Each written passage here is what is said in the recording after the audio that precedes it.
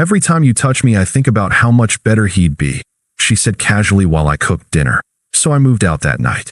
Now she's drunk texting apologies. Hey viewers, before we move on to the video, please make sure to subscribe to the channel and hit the like button if you want to see more stories like this. Thanks. The garlic sizzled as it hit the hot olive oil, releasing a scent that, to me, smelled like home. I gave the pan a shake, watching the translucent slivers dance. It was a Thursday, and Thursday was pasta night. Not just any pasta, but her favorite, linguine with clams, a splash of white wine, and a ridiculous amount of fresh parsley. She'd had a shitty day at work. I'd seen it in the tight set of her shoulders when she'd walked in, dumping her bag by the door with a sigh. So, I was deploying the big guns. The good olive oil, the one we brought back from that little market in Tuscany. The expensive clams. I was even toasting the breadcrumbs from scratch. It was a ritual, this cooking. My way of building a fortress around us, brick by brick, meal by meal, against the crap the world threw our way. In 2 years of living together, I'd learned that a good dinner could fix most things. Or at least, I thought I had. My internal monologue was a comfortable, lazy river. She'll love this. The wine is chilled. We can eat on the couch, watch that terrible reality show she pretends to hate, and just be. This weekend, maybe we can finally drive out to the coast. She's been talking about seeing the ocean for months. I glanced over my shoulder. Sarah was curled on the sofa, her back to me, the blue light of her phone washing over her face. She was scrolling, her thumb a steady, hypnotic flicker. She hadn't changed out of her work clothes. I figured she was just decompressing, letting the familiar sounds and smells of the kitchen slowly unwind the day's knots. Babe, dinner's almost ready, I said, my voice cutting through the sound of the simmering sauce. You hungry? A non-committal hum was her only reply, not even a glance. I shrugged it off. Tough day. I turned back to the stove, giving the sauce a final stir. The clams had all popped open, perfect. I was just about to drain the linguine when her voice cut through the domestic buzz, casual as a weather report. You know what's weird? I smiled slightly, not turning around, assuming she was about to share some ridiculous meme or office gossip. What's that? The pasta water bubbled furiously. I reached for the colander in the sink. Every time you touch me now, she said, her tone flat and observational, still utterly focused on her screen. I think about how much better he'd be at it. The world did not tilt. It did not shatter.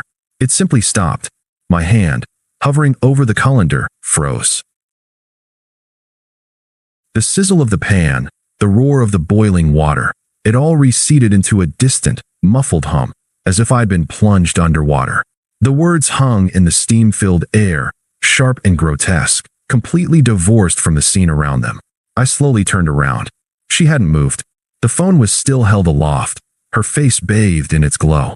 My voice, when I found it, was strained, a thin wire about to snap. What? She finally looked up, but not at me. Her gaze was somewhere past my shoulder, as if she were explaining a complex but mildly boring concept to a slow child.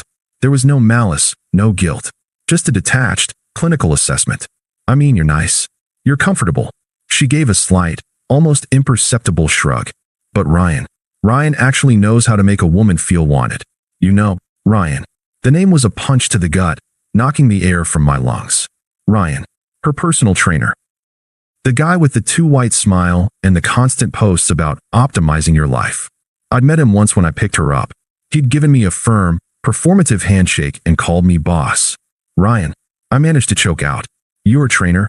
Yeah, she said, as if it were the most obvious thing in the world. She finally met my eyes, and for a fleeting second, I saw a flicker of something, not remorse, but impatience. Annoyance that I was forcing her to state the obvious. It's just different. Don't make a big thing out of it. And with that, she looked back down at her phone. The conversation was over. For her. For me, the foundation of the life I had been so carefully, lovingly building had just vaporized. The fortress was gone, and I was standing in the ruins, covered in the dust of my own naivety. The smell of garlic and wine, once so comforting, now felt sickly and cloying. The carefully prepared meal in the pan was just food. A prop in a play that had just ended, abruptly and with brutal finality. I stood there for a full minute, maybe two, just watching her. The casual slope of her shoulders. The way she bit her thumbnail as she scrolled. The complete and utter normalcy of her posture. as if she hadn't just taken a hammer to our entire relationship with a single, offhand comment. Don't make a big thing out of it. Slowly, mechanically, I turned off the burners. The sizzling died. I drained the pasta, the steam rising to fog the window over the sink. I didn't speak. I plated the food. 2 plates. I carried them to the small dining table and set them down. Dinner's ready, I said, my voice a stranger's. She uncurled herself from the couch and came to the table, sliding into her usual chair. She picked up her fork and began to eat. I sat across from her, looking at my own plate. The linguine looked perfect, the clams plump, the parsley bright green. It looked like a photograph from a cookbook. I picked up my fork, pushed the food around, and brought a single, tasteless bite to my mouth. We ate in a silence so profound, so heavy, it felt like a physical presence in the room. The only sound was the clink of her fork against the plate and the deafening echo of her words, playing on a loop inside my shattered head. Every time you touch me, how much better he'd be. The food was ash in my mouth. I managed 3 bites, each one a conscious effort to swallow against a throat tight with a confusion that was rapidly cooling into a hard, clear certainty. Sarah ate with a disturbing normalcy, occasionally glancing at her phone, which she'd placed face up next to her plate. She was waiting for a notification. From him, I realized. The thought was so alien, so repulsive, it felt like discovering a new color, one that hurt to look at. "This is good," she said, not looking at me. It was an automatic response, a social nicety uttered into the void. She didn't mean it. Or maybe she did, and that was worse, that she could compartmentalize so completely, enjoying a meal prepared by the man whose touch she'd just declared inferior. I didn't reply. I just watched her, studying the familiar landscape of her face as if seeing it for the first time. The small scar above her eyebrow from a childhood fall, the way she tucked a strand of hair behind her ear. These details, once the map of my affection, were now just data, neutral information. When she was finished, she took her plate to the sink, rinsed it quickly, and put it in the dishwasher. "I'm beat," she announced, stretching. "Gonna take a shower and crash. You coming to bed soon?" The question was so mundane, so utterly divorced from the nuclear bomb she'd dropped an hour ago, that I almost laughed.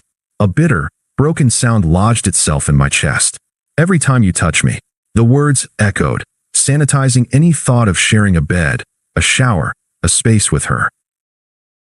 "I've got some stuff to clean up," I lied, my voice remarkably steady. "I'll be in later." She nodded, already halfway down the hall. "Don't stay up too late." I listened to the shower turn on. The familiar groan of the pipes. That was the soundtrack of our shared life. And now, it was just noise. I stood up, cleared my plate, and dumped the entire, beautiful, uneaten meal into the trash. The clams, the linguine, the toasted breadcrumbs. It felt symbolic, but not in a dramatic way. It was just efficient, getting rid of something that was no longer needed. I didn't go to bed. I sat on the couch, in the spot she had vacated. The cushion was still warm. I stared at the blank, black screen of the television, my mind not racing, but methodically planning. The shock had been a flash fire, burning away the emotion and leaving behind a landscape of cold, hard facts. Fact, she did not respect me. Fact, she was emotionally, and likely physically, entangled with another man. Fact, this was not my home anymore. It was a set, and my part in the play was over. The how of my exit began to arrange itself in my mind with a quiet, terrifying clarity. There would be no yelling, no tearful confrontation, no giving her the satisfaction of seeing me break. She had dismissed me as nice and comfortable. I would show her what true, cold comfort felt like. The comfort of silence. The comfort of absence. When I heard her soft, even breathing from the bedroom, the sound I usually found so soothing, I got up. I went to the hall closet and pulled out my old duffel bag and a stack of empty cardboard boxes I'd kept for a moment like this, I supposed. I started in the living room. I took the books that were mine. The framed photo of us at the lake. I left it. A prop. I took the expensive headphones I'd saved for. I left the throw blanket her mother had knitted. I worked with a numb, surgical precision. In the bathroom, I cleared my shelf. Razor, deodorant, the cologne she said she loved. I didn't spare a glance for her things. They were irrelevant. The bedroom was the final frontier. I stood in the doorway, watching her sleep. She looked peaceful, innocent. The anger tried to bubble up then, a hot, toxic wave, but I forced it down. Anger was an emotion, and emotions were a liability now. I needed to be a ghost. I packed my clothes from the dresser and the closet, moving with the quiet intensity of a thief. I left the sweater she'd always borrowed. I left the t-shirt I slept in. I took my passport, my social security card, the important files from the desk drawer. I was erasing myself, bite by bite. By 3 a.m., the duffel bag and 3 boxes contained the sum total of my life in this apartment. Everything else was either hers or ours, and ours was a concept that had died over a plate of linguine. I loaded the car, the night air cool and sobering on my skin. Each trip to the silent street was a step toward freedom. When the trunk was full, I went back inside one last time. I took a picture of the clean, empty space in the closet where my clothes had been. I took a picture of the bare shelf in the bathroom. I wasn't sure why. Evidence, maybe. Proof that I had been here, and now I was not. Then, I took the key off my ring. The little silver key to this apartment I'd called home. I placed it squarely in the middle of the kitchen counter, on the spotless granite where I had cooked our last meal. I closed the door behind me without a sound. The click of the latch was the quietest, most definitive sound I had ever heard. I didn't go to a hotel. I drove to a 24-hour diner on the other side of town, ordered a coffee I didn't drink, and at 9 a.m. on the dot, I called my boss. "Hey, it's Mark," I said, my voice impressively normal. "I'm dealing with a personal emergency. I need to take the day." Then I called the landlord, Mr. Peterson. "Mr. Peterson, Mark Higgins. I'm calling to formally remove myself from the lease at 214 Maple Drive, effective immediately. My partner, Sarah Reed, will be assuming full financial responsibility from this point forward. I am emailing you a signed letter to that effect as we speak." There was a pause on the other end. "Is everything all right, son?" "Everything is settled," I said, the phrase feeling perfect on my tongue. "Thank you for everything." I hung up. I sat in the diner booth, the hum of the fluorescent lights overhead, and I waited. I didn't have to wait long. My phone buzzed on the Formica table. "Sarah." I watched it ring, a strange sense of calm settling over me. The screen went dark. A moment later, it lit up again with a voicemail notification. I took a sip of my cold coffee and played it on speaker, the tinny sound barely rising above the clatter of plates. Voicemail 1. Her voice was a mix of confusion and rising panic. "Mark? Where are you? All your stuff is gone. What the hell is going on? The closet is empty. Your shampoo is gone. What is this? Call me back. This isn't funny." I deleted the voicemail. I finished my coffee. The silence in my new, temporary life was no longer heavy. It was light. It was mine. And it was just beginning. The first week was a study in silence. I rented a furnished studio apartment on the opposite side of the city. It was a blank canvas, beige walls, a single window looking out onto a brick wall, a couch that smelled faintly of cleaner. It was perfect. There were no ghosts here. No memories in the corners. No lingering scent of her perfume in the air. The silence was the first gift. In the old apartment, silence had been a tense, waiting thing. Here, it was just quiet, peaceful. I didn't have to listen for the judgment in a sigh or the dismissive tap of a phone screen. I could just be. I didn't block her number.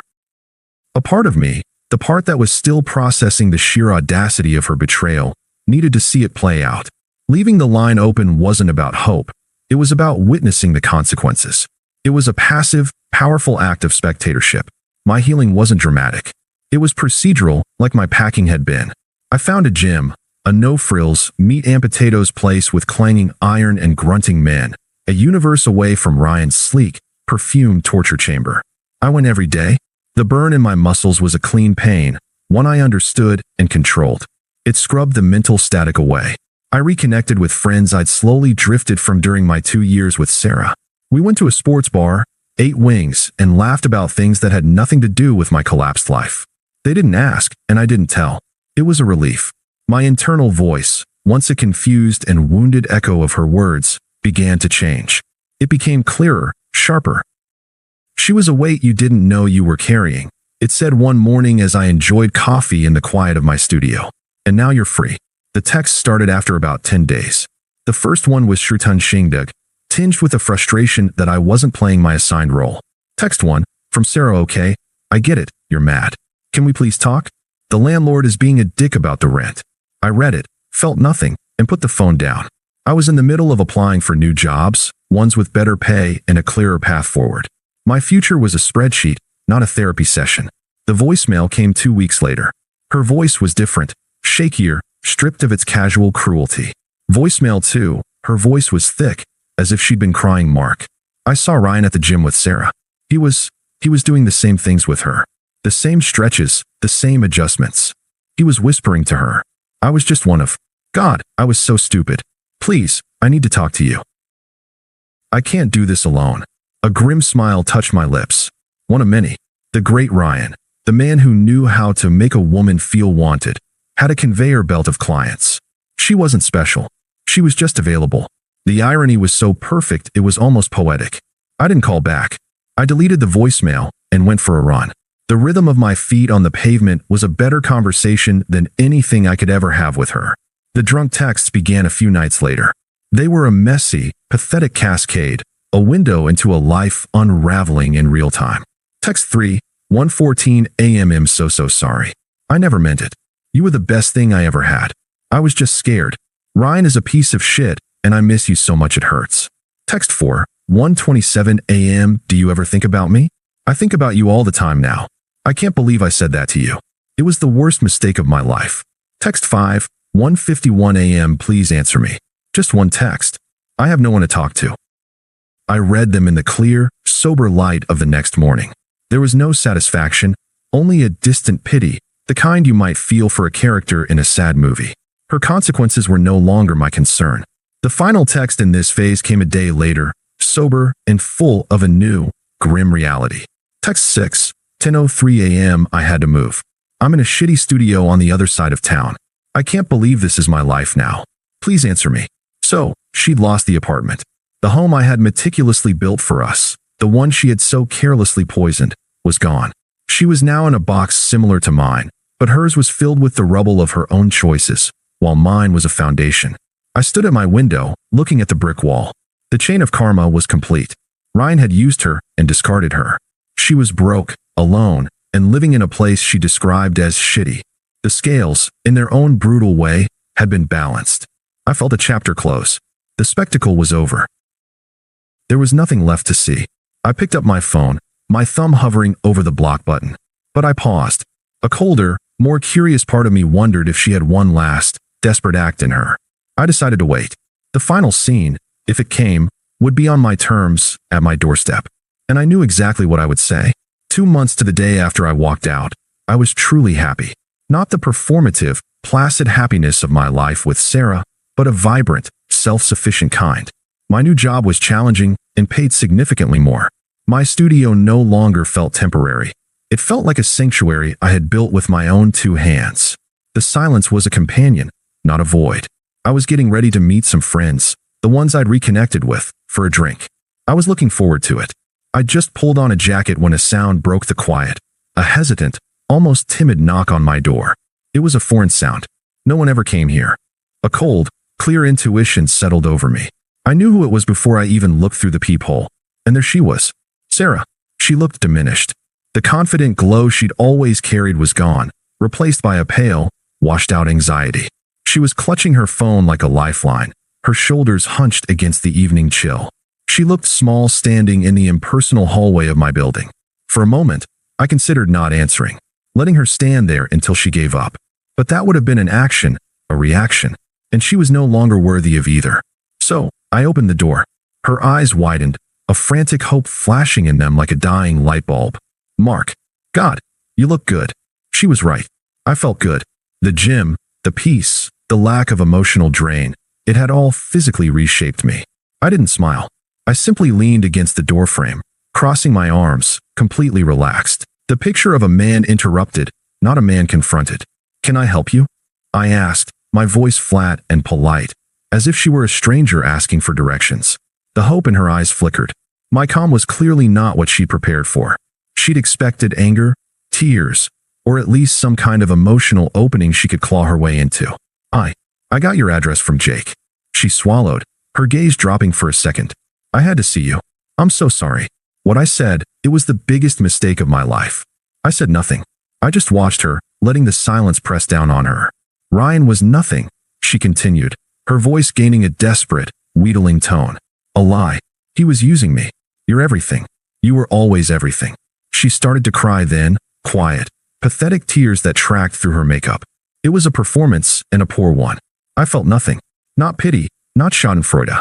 It was like watching a sad commercial for a product I would never buy. "Can we just talk?" she pleaded, taking a half step forward. "For a minute? Please." This was it. The moment her casual cruelty met its final, unmovable end.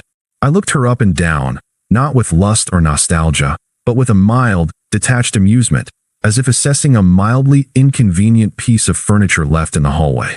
Then I delivered the line I'd been crafting in my head since the first drunk text. "Is Ryan busy tonight?"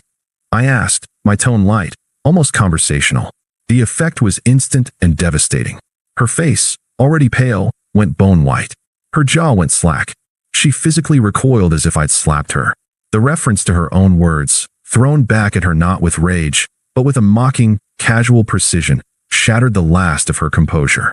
She understood then that I had not just been hurt, I had been listening, and I had remembered. I let the question hang in the air for a beat, letting the full, brutal weight of the irony crush her. Then, I finished it. "Because I definitely am."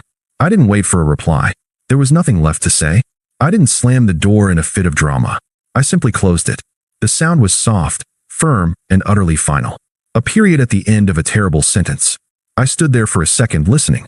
I heard a choked sob, then the sound of her footsteps retreating, quickly, down the hall. The ghost of her pathetic expression was already fading from my mind, unimportant and forgotten. I turned away from the door. The silence in my apartment rushed back in, but it was no longer just an absence of sound. It was peaceful. It was full. It was mine. Thanks for watching. Make sure to subscribe to the channel and hit the like button. What do you think about this story? Share it in the comments.